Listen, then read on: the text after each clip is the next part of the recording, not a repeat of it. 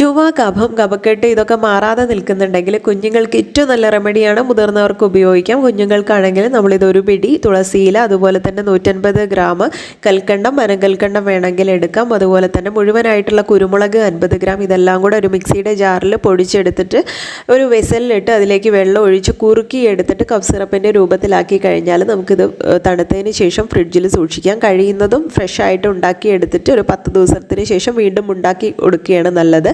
ഉപയോഗിക്കേണ്ട രീതി രാവിലെ 1 സ്പൂൺ, വൈകിട്ട് 1 സ്പൂൺ. ഇനി കഫം കൂടുതലുണ്ടെങ്കിൽ അതിനനുസരിച്ച് മാറ്റം വരുത്തണം. 5-6 ദിവസം കൊടുത്തതിന് ശേഷം കുഞ്ഞിനെ ഒരു പില്ലോ വെച്ചിട്ട് ചെസ്റ്റ് മുതൽ താഴോട്ട് ഇങ്ങനെ കമിഴ്ത്തി കിടത്തിയതിന് ശേഷം മുതുകിൽ നന്നായിട്ട് കൊട്ടി കൊടുത്തു കഴിഞ്ഞാൽ ആ കഫം ഇങ്ങനെ പുറത്തേക്ക് വരുന്നതായിട്ട് കാണാം. ഇത് ഡീറ്റെയിൽ ആയിട്ട് അറിയണമെന്നുണ്ടെങ്കിൽ ലിങ്ക് ഡിസ്ക്രിപ്ഷൻ ബോക്സിലുണ്ട്. മുഴുവൻ വീഡിയോയുടെ കാണാൻ മറക്കരുതേ.